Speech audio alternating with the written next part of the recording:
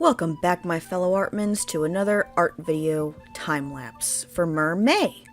This one's a little different because I'm actually experimenting with a new brand of alcohol marker. Now, I'm very used to using Copics as far as alcohol markers go, and I'm not going to go over the differences of these markers, by showing you, etc., etc. There are a lot of videos out there. I'm just going to kind of talk about my first impressions with these particular, more affordable brand.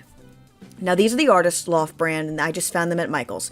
Basically, I wanted to see if I could find an alcohol marker with a brush tip that I wouldn't feel so anxious about using for less important sketches, because Copics are so expensive.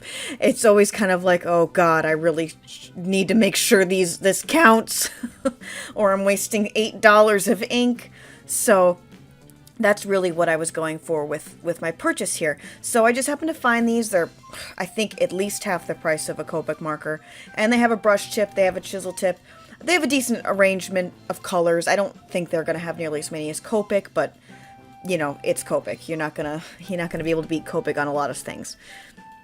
Anyway, so I'm going in with my favorite thing to do first, which is the skin tone. That's what I'm most comfortable kind of working on. And thus far, I'm surprisingly impressed. They are pretty blendable. As you can see, their layering of colors is very, and I don't feel really hindered too much, by any means as far as sketching or blending. I did not notice or find a specific blending marker in this brand, so that kind of causes a little bit of a problem. I guess if you have a Copic blender marker, then you're not really gonna have to worry about it, but it is something to bear in mind. Maybe it has one and my Michael's just doesn't have it, but I wasn't able to find one. So I'm trying to get a bit more saucy here, see what blending looks like with a more intense color, and it blends okay, giving this little mermaid some nice rougey ears and fingertips and stuff, because I just think it looks cute. And yeah, as you can see, they're really not having that much problem blending. I bought quite a few of these, because actually they go on sale quite a bit at Michael's, which is good to know. So if you're somebody who's interested in fiddling around with alcohol-based markers, I cannot say that you would go wrong with these. I think they're a great way to introduce yourself to the medium, see if you really, really want to get into this, because I think they're great for illustrations. I've done quite a few Copic illustrations, and alcohol-based markers they're just flat out fun. They're Copic markers themselves are an industry standard. They're used a lot in manga work, especially. They're just beautiful. And even though these are, not as expensive, I'm not really having as much of a problem as I thought I would. I guess I'll say that the brush tip is not nearly as soft and pliable as Copic markers are. But that's not too bad, because again, I'm not really planning on doing a full-blown, really crazy piece with these. These are more for exactly what I'm using right now, which is just to sketch something and play around, mess with colors, just relax and have a good time. And I think that these are actually doing a really great job of that.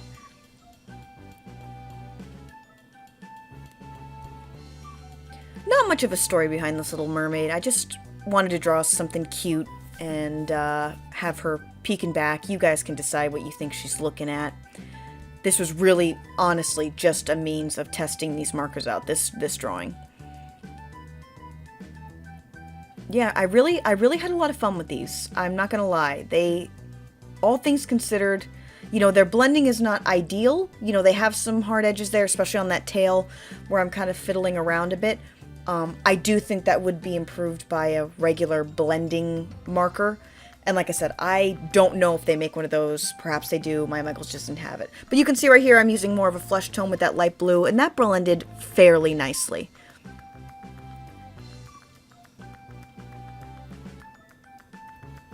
I promised myself I was not going to get frustrated with this painting. So I was like, just experiment. If it doesn't work, forget about it. It's fine. That's what you bought these markers for. if I can give you some beginner alcohol-based marker tips, I strongly suggest, obviously, watching other artists use them. That's really the best way you can learn, short of playing with them yourself. Watch how they blend, watch how they start, watch what colors they use first. A lot of times when you're painting with Copics, you can layer them, any alcohol-based marker. I'm going to keep referring to Copics because that's mainly what I use for serious illustrations, so I apologize. I am using Loft brand markers for this illustration, so I will do my best to try to refrain from calling them the wrong name. When you're using alcohol-based markers, you're blending and building, so you can take a very nice light color for flesh, as you could see what I did in the beginning of this video, and you will lay down where you believe your darkest darks are going to be. And then you'll go over those darkest darks with a darker color. And then you'll blend that darker color out with the lighter color you just used, or even a lighter color than that.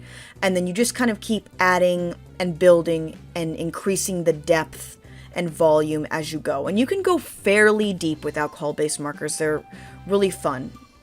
You know, as you can see on the hair, I'm just taking, you know, again, building from light to dark mostly. Perhaps people go the other way, but when I was learning how to use these, a lot of artists recommended, you know, via the YouTubes to build it from lighter to dark, because it kind of gives you a little bit more flexibility, easier to hide stuff. If the Loft brand does carry a strictly blending marker, which what that means is it's a marker that has no pigment in it. It's just purely alcohol.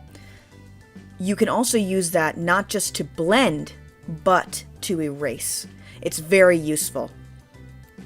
You can just kind of color, like say you go a little bit outside the lines, because we all goes outside the lines. We're just trying to be ourselves.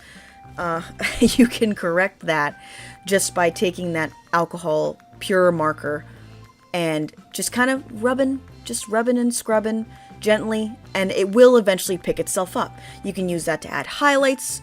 I'm just using my reliable little Jelly Roll pen for this one, which is working just fine.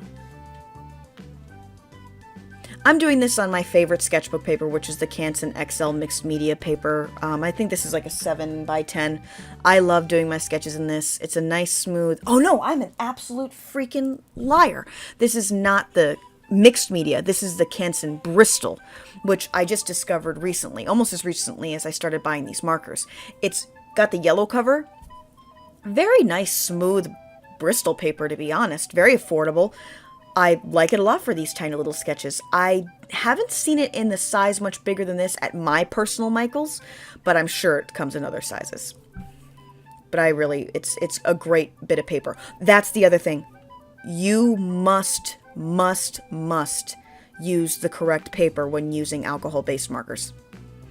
You cannot use printer paper. You cannot use watercolor paper. You need to use a thick cardstock-like paper that is not absorbent. That's why you can't use watercolor. That's the sketch underneath. I was just pulling it apart because I had sketched and drawn this and done the line work with my new light box, which I've been having a lot of fun with, because especially with Copic markers, I'm sure we've all been there, but if it helps you, they mess up pencil lead like you wouldn't believe. You cannot draw over your pencil lines with Copic marker without causing a real disaster. You have to try your best to erase underneath, you know, all that sketch line art as best as you can, and even then sometimes you still pick it up and it drives you nuts. The best I can suggest is, you know, I chose to use the light box just to save me a bit of time. You can be super careful and run it down really, you know, really erase, but I just didn't even want to deal with it, so I just drew my line art on a totally separate piece of paper. But yeah, that's basically it. Aside from the background blending, which wasn't great, but I was also going kind of fast, I don't want to blame the markers for that too much. I think these are a really great starter marker for anybody interested in looking into alcohol-based markers. If you have any questions, please feel free to reach out to me in the comments. I'd be happy to help you out. I appreciate you checking out this short little quick video. I hope you continue to have a really good May. keep drawing, my fellow Artmans, and I will see you guys next time.